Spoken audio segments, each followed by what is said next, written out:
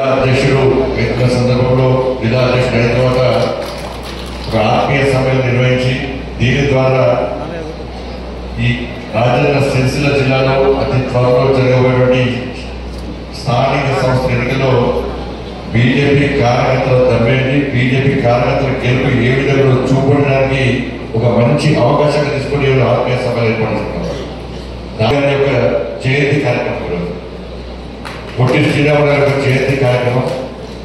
Congress party ఆర్య వైశ్యుల వ్యతిరేక party Congress party, Congress party దళిత వ్యతిరేక పార్టీ కాంగ్రెస్ పార్టీ. పొట్టి శ్రీరాములు గారు తెలంగాణ వ్యతిరేకి కాదు. ఆయన మద్రాసులో పుట్టినప్పటికీ ఆంధ్రప్రదేశ్ మద్రాసు రాష్ట్రంలో ఉన్నప్పుడు ఆంధ్రప్రదేశ్ ను మద్రాసు నుంచి వేరు చేయాలని చెప్పి ఉద్యమం చేసి అసలు భాష వ్యక్తి తప్ప తెలంగాణకు వ్యతిరేకంగా పోరాటం చేసిన వ్యక్తి కాదు పొట్టి శ్రీరాములు గారు. ఇవాళ హరిజనులను దేవాలయాలకు రానియని పరిస్థితిలో ఆ కాలంలో హరిజనులందరికీ దేవాలయాల్లో ప్రవేశం కల్పించాలని చెప్పి దీక్షలు చేసినటువంటి గొప్ప వ్యక్తి పొట్టి శ్రీరాములు గారు. ఇలా మహాత్మా గాంధీ గారిని ఒప్పించి హరిజనులకు దేవాలయంలో ప్రవేశం కల్పించాలని చెప్పి శాసనం చేసిన గొప్ప వ్యక్తి పొట్టి శ్రీరాములు గారు. వాళ్ళ గాంధీ మహాత్ముడే చెప్పాడు. పొట్టి శ్రీరాములు గారు ఏమంటే అప్పుడు ఉద్యమ స్వాతంత్ర పోరాటంలో 3 సార్లు చేరిపోయాడు. ఆంధ్ర రాష్ట్రం కోసం ఉద్యమం చేసిన వ్యక్తితో పాటు ఈ దేశం కోసం దేశం యొక్క స్వాతంత్ర సమరంలో పోరాటం చేసిన వ్యక్తి పొట్టి శ్రీరాములు గారు. గాంధీ మహాత్ముడే చెప్పాడు. పొట్టి శ్రీరాములు గారు వ్యక్తి ఇటువంటి పొట్టి శ్రీరాములు గారి వ్యక్తులు ఒక 10 మంది ఉంటే 1 సంవత్సరం ముందే స్వాతంత్రం వచ్చేదని చెప్పి చెప్పారు.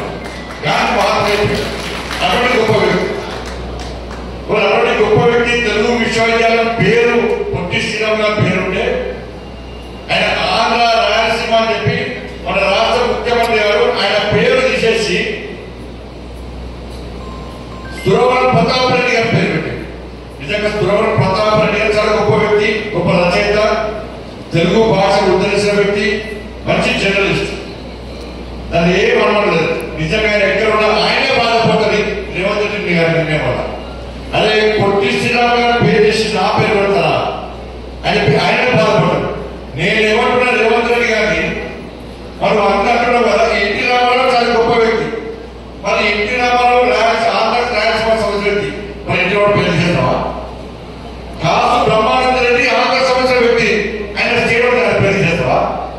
నీలం సంజయ్ రెడ్డి గారు ఆంధ్ర సంవత్సరం వ్యక్తి, మరి ఆయన పేరు చేస్తావా? మరి డబ్బుగా తీసేసే డబ్బు నీకుండా అంటే వాళ్ళకొకరు పొట్టి శ్రీరాములు ఒకరు. పొట్టి శ్రీరాములు గారు కోసం తెలంగాణ వ్యక్తికి కాదు, తెలంగాణ ఉద్యమం లేదు. ఆ సమయంలో ఆయన మద్రాసు ఆంధ్ర రాష్ట్రాన్ని వేయాలని మాత్రం చెప్పాడు.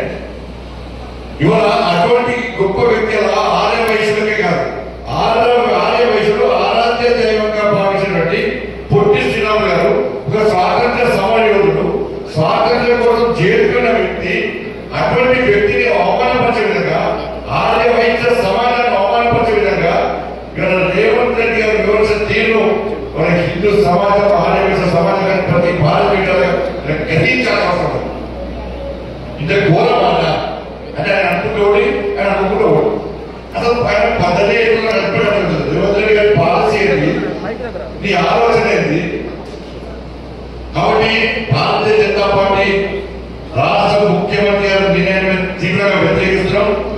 ఆర్య వైశ్యులను హరిజనులను అవమానించంటే ఇవాళ నీకు దమ్ముంటే నేను చేసిన సవాలు స్వీకరించే దమ్ము నీకున్న రాష్ట్ర ముఖ్యమంత్రి గారు చెప్పాలి. కాబట్టి ఇటువంటి పరిస్థితి మంచిగా స్వాతంత్ర సమాజంలో స్వాతంత్ర సమాజంలో గుర్తించాలి. అంటే వ్యక్తి ఏ రాష్ట్రమా ఏ రాష్ట్రం కూడా ఆ రాష్ట్రం కూడా ఈ కుల కూడా ఆ కుల కూడా ముఖ్యం కాదు. ఈ దేశం కోసం, ఈ సమాజం కోసం, ఈ ధర్మం కోసం ఎవరైతే ప్రాణత్యాగం చేశారో వాళ్ళని స్ఫూర్తిగా తీసుకొని రాబోతున్న స్ఫూర్తిగా ఉండాలని చెప్పి విగ్రహాలు పెడతాం.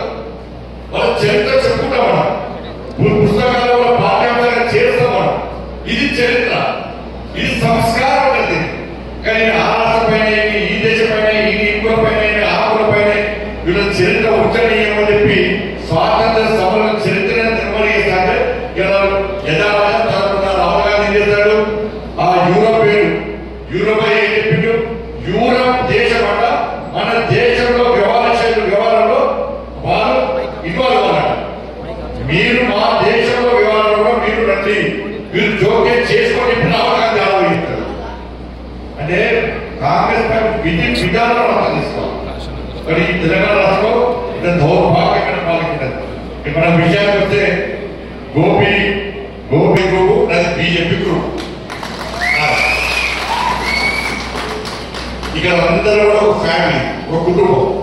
ఎందుకంటే మొన్న ఎమ్మెల్సీ ఎన్నికలు చూసింది.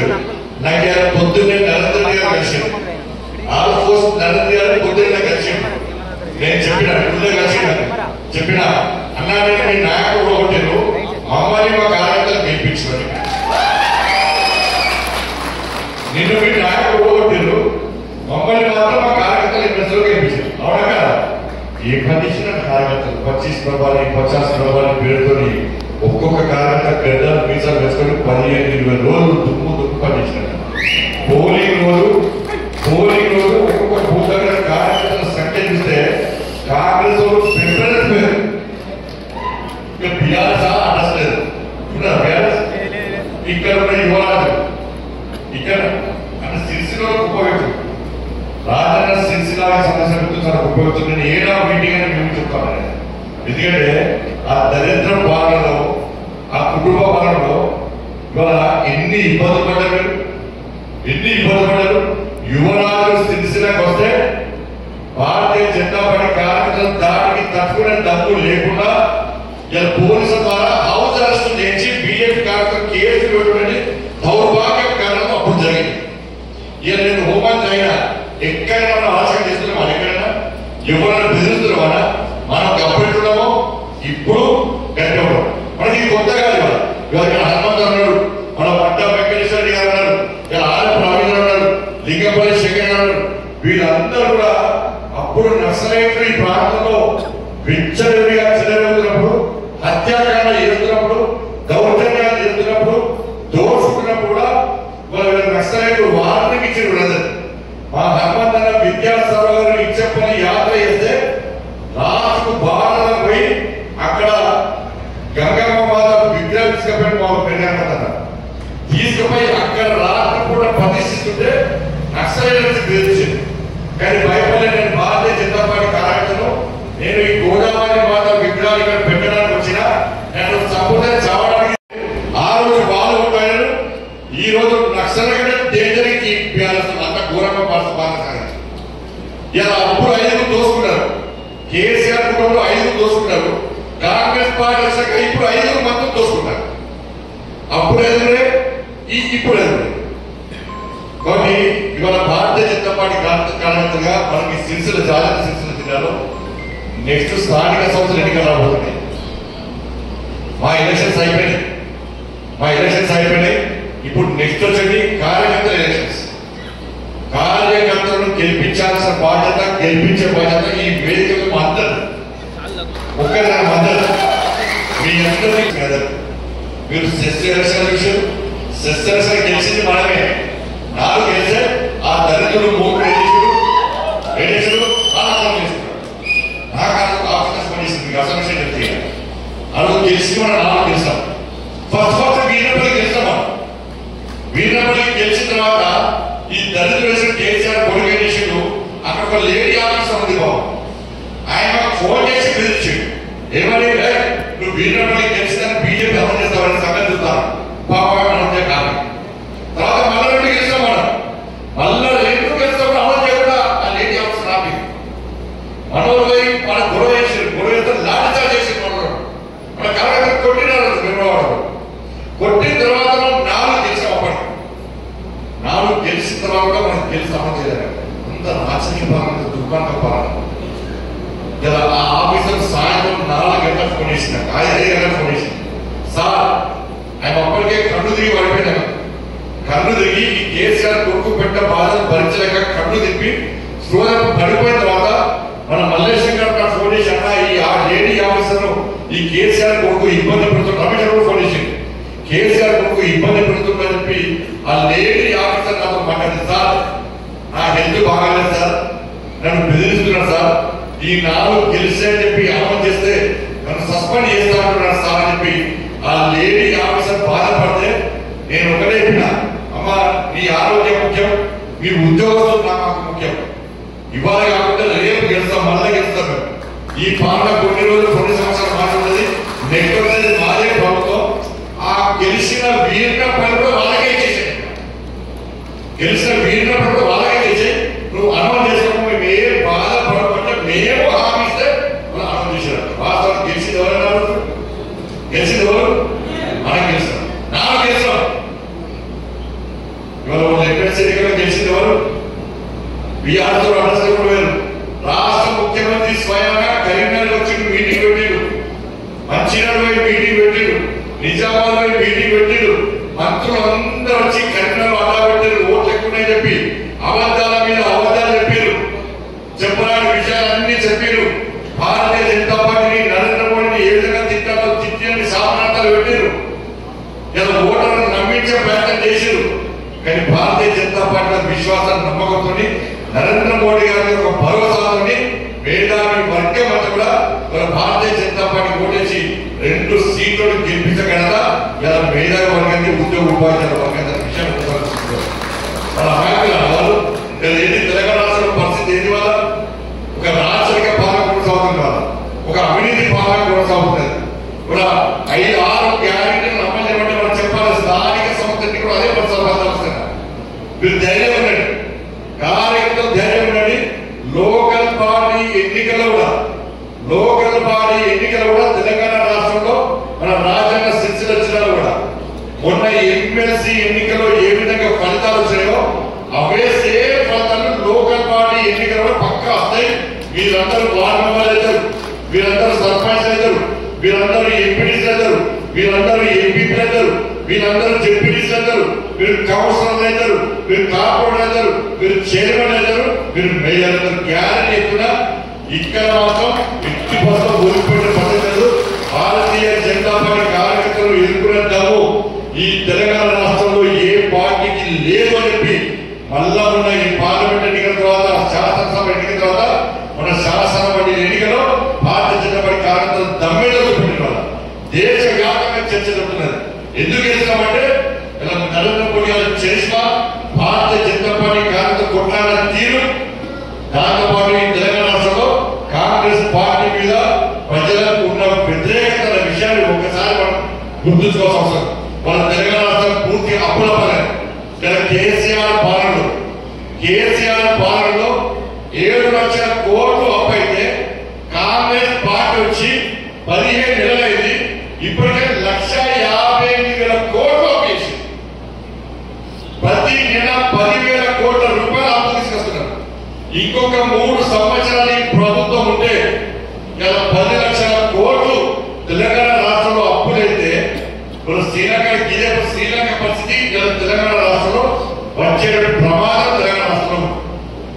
ఇలా మనకు ఈ పంటలో పైసలు ఇవ్వడం, ఈ పంటలు ఆ పంటలు వేస్తారు. నేను తెలంగాణ రాష్ట్ర బ్రాండింగ్ ఇమేజ్ పెరగాలంటే, దేశవ్యాప్తంగా తెలంగాణ గురించి చర్చ జరగాలంటే రాష్ట్ర ముఖ్యమంత్రి గారు మీరు ఇచ్చిన 6 గ్యారెంటీలను అమలు చేస్తే తెలంగాణ బ్రాండ్ ఇమేజ్ ఉంటుంది దేశవ్యాప్తంగా. 2,500 రూపాయలు మహిళలకు ఇస్తారు. ఈయన ఇస్తే తెలంగాణ బ్రాండ్ ఇమేజ్ పెరుగుతుంది. వాళ్ళ తులం బంగారం ఇస్తారు. ఈయన తెలంగాణ బ్రాండ్ ఇమేజ్ పెరుగుతుంది. వాళ్ళ స్కూటీలు కొనిస్తారు. వాళ్ళ కొనియని తెలంగాణ బ్రాండ్ ఇమేజ్ పెరుగుతుంది. 12,000 రూపాయలు రైతు కూరకి ఇస్తారు. ఇవ్వని వాళ్ళ బ్రాండ్ ఇమేజ్ పెరుగుతుంది. తెలంగాణ 2 లక్షల ఉద్యోగాలు భర్తీ చేస్తారు. ఈయన బ్రాండ్ ఇమేజ్ పెరుగుతుంది. 4,000 రూపాయలు నిరుద్యోగ భృతి ఇస్తారు. ఈయన తెలంగాణ బ్రాండ్ ఇమేజ్ పెరుగుతుంది. 4,000 రూపాయలు ఆసరా పెన్షన్ ఇస్తారు. ఇవ్వని తెలంగాణ బ్రాండ్ ఇమేజ్ పెరుగుతుంది. ఇవి చేస్తే తెలంగాణ బ్రాండ్ ఇమేజ్ పెరుగుతుంది. ఇవి చేయడానికి పైసలు లేకుండా సెంట్రల్ యూనివర్సిటీ జాగా 400 ఎకరాలు ఇలా అమ్మడానికి కాంగ్రెస్ పార్టీ ప్రభుత్వం ప్రయత్నం చేస్తుందంటే ఇవాళ మన జాగాలని, మన ఆస్తులని ఇవాళ మనకే పెట్టే ప్రయత్నం కాంగ్రెస్ పార్టీ ఇస్తుంది. అంటాకుల పిల్లలు మంత్రులే కంట్రాక్టర్ వాళ్ళ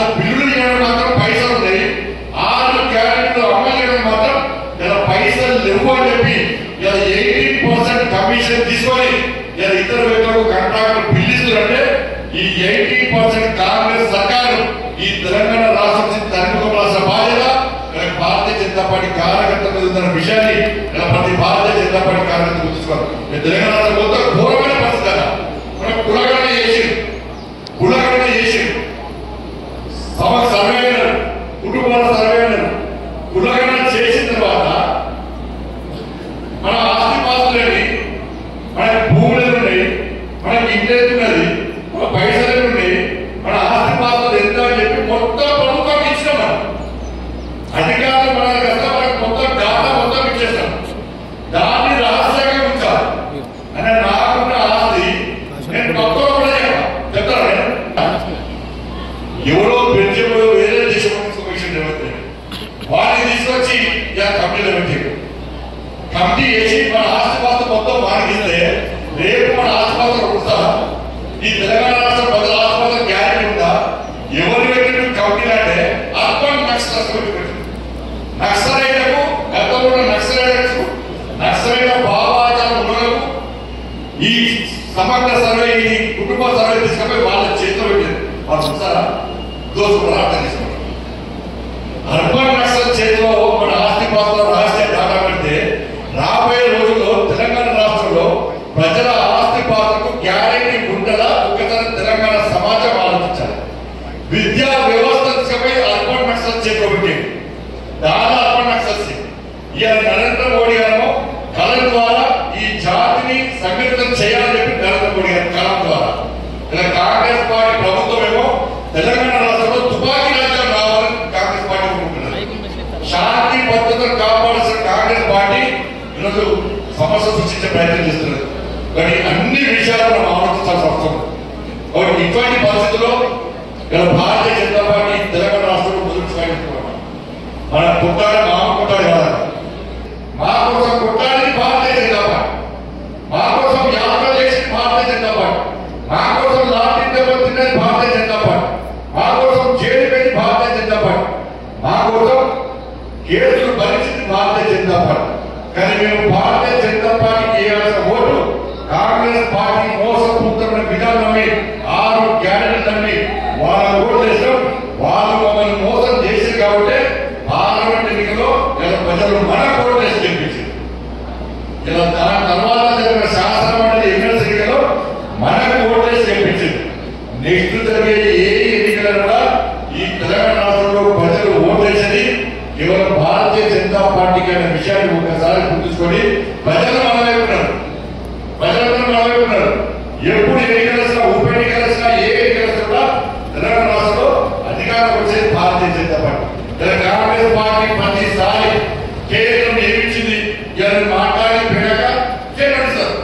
పనిసభై కేంద్రం నుంచి నిధులు తీసుకురావాలి, కేంద్రం నిధులు ఇచ్చిందా, కేంద్రం అన్ని కేంద్రం వేసాక మరి నువ్వు వేసేది నువ్వేమిచ్చావు తెలంగాణ రాష్ట్రానికి? 1,50,000 కోట్లు దేనికోసం అప్పు చేస్తావు? అదే 7 లక్షల అప్పు తగ్గించకపోతే వాళ్ళు ఎప్పుడు వేశారు? అప్పుడు తీస్తాను, 5 గ్యారెంటీలు అమలు చేస్తాను. మనం 6 గ్యారెంటీలు నరేంద్ర మోడీ గారు పైసలు ఇస్తేనే అమలు చేస్తావా? ఎవరికి హామీ ఇచ్చినావు? ఎవరికి హామీ ఇచ్చినావు? మోడీ గారి ప్రభుత్వం మీద గ్రామాలలో నిధులు ఇస్తున్నారు. గ్రామ పంచాయతీ ఎన్నికల్లో ప్రజలు అదే తీర్పు ఇవ్వబోతున్నారు. గ్రామ పంచాయతీ ఎన్నికల్లో ఇలా మా గ్రామానికి సడక్ యోజన ద్వారా రోడ్లు వచ్చినాయి, మా గ్రామానికి ప్రకృతి వనం వచ్చింది నరేంద్ర మోడీ గారి పైసలతోనే, మా గ్రామంలో టాయిలెట్స్ కట్టింది నరేంద్ర మోడీ గారి ప్రభుత్వంలోనే, మా గ్రామంలో శ్మశాన వాటికలు కట్టింది నరేంద్ర మోడీ గారి ప్రభుత్వంలోనే, మా గ్రామంలో పేదలకు బియ్యం వచ్చేది నరేంద్ర మోడీ గారి ప్రభుత్వంలోనే, మా గ్రామంలో స్త్రీలు ఇచ్చేది నరేంద్ర మోడీ గారి ప్రభుత్వంలోనే, మా గ్రామంలో లైట్లు వచ్చేది నరేంద్ర మోడీ గారి ప్రభుత్వంలోనే. మా గ్రామంలో ఇంతో అభివృద్ధి జరిగిందంటే కేవలం నరేంద్ర మోడీ గారి ప్రభుత్వం వల్లనే. కాబట్టి మేము గ్రామ పంచాయతీ ఎన్నికలో భారతీయ జనతా పార్టీ అభ్యర్థులను మాత్రమే గెలిపిస్తామని చెప్పి ఇలా గ్రామాల్లో కార్యకర్తలు ప్రజలందరూ సిద్ధంగా ఉన్నారు. కాబట్టి ఇలా స్థానిక సంస్థలకు ఎన్నికలు జరపడానికి కాంగ్రెస్ పార్టీ భయపడుతున్నది. కాంగ్రెస్ పార్టీ గ్రామంలో రోడ్లు ఇచ్చిందా, మోర్లు కట్టించిందా, ఓ చెట్టు నాటిందా, బియ్యం ఇస్తుందా, పెన్షన్ ఇస్తుందా, ఒక రేషన్ కార్డు ఇచ్చిందా? ఏ ఏ ఒక్క పెట్టుకొని కాంగ్రెస్ పార్టీ పోటీ చేస్తారు. కేంద్రం ఏమిచ్చిందంటే చెప్తున్నాం, బాధ్యత చెప్తున్నాం ఏమిచ్చిందో. ఇలా రాష్ట్రం ఏమిచ్చిందంటే చెప్పలేని స్థితిలో కాంగ్రెస్ పార్టీ ఉంది. కిషన్ రెడ్డి గారు సవాల్ చేసిన, నేను సవాల్ చేస్తా. కేంద్రము తెలంగాణ రాష్ట్రానికి ఏమిచ్చిందో చర్చకు సిద్ధమని చెప్పి కిషన్ గారు చెప్పింది.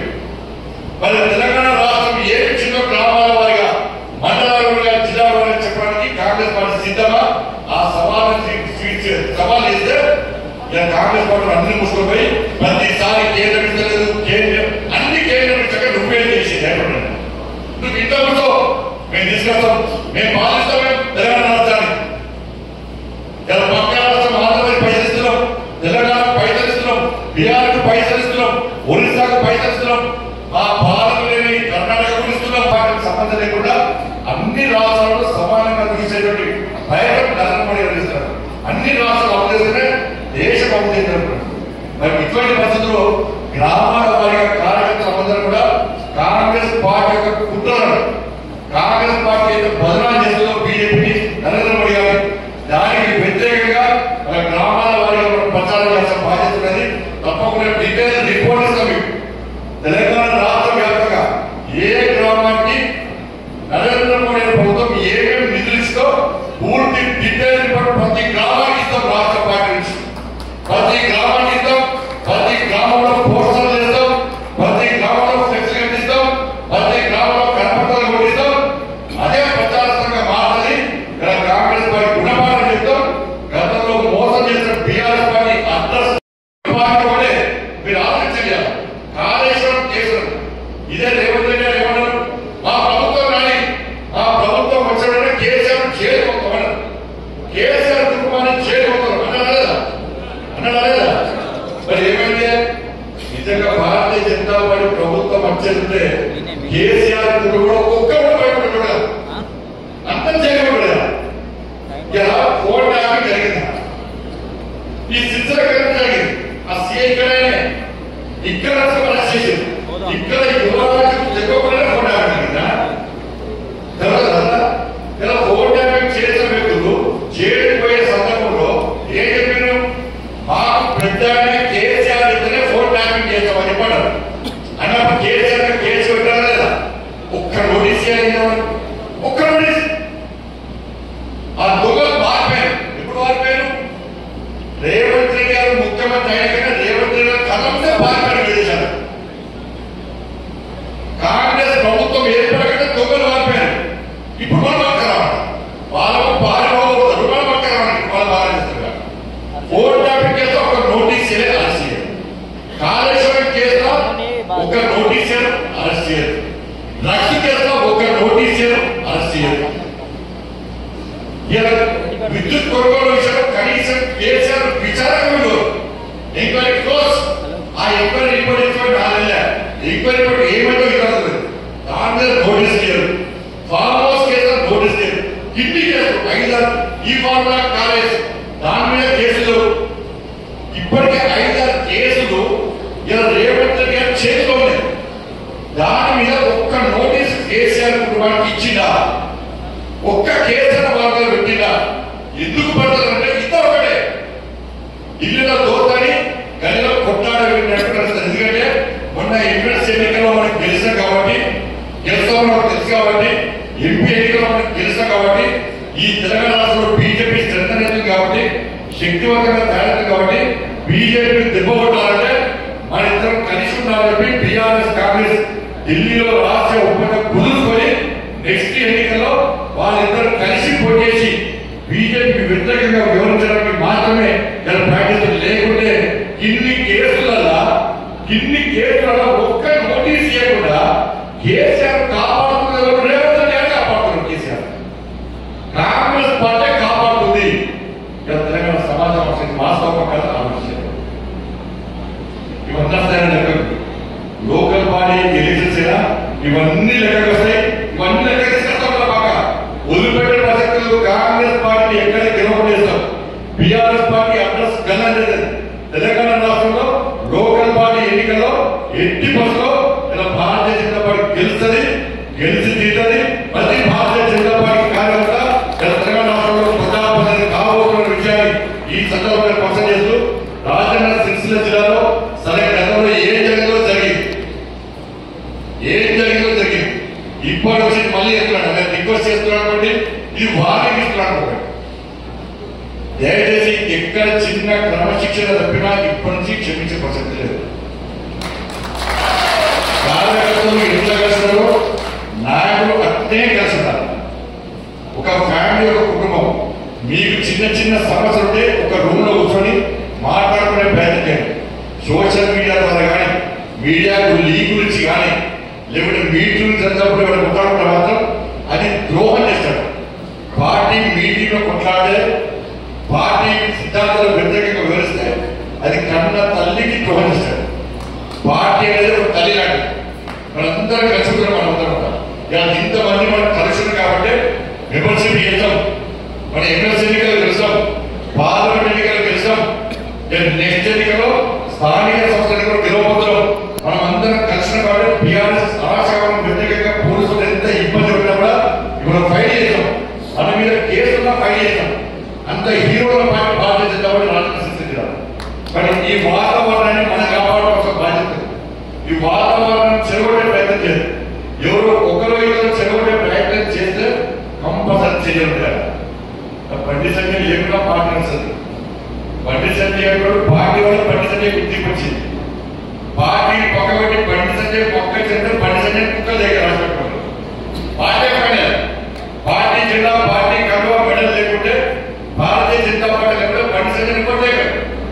ఇది ప్రతి భారతీయ జనతా పార్టీ పరిస్థితి కార్యపరిస్థితి.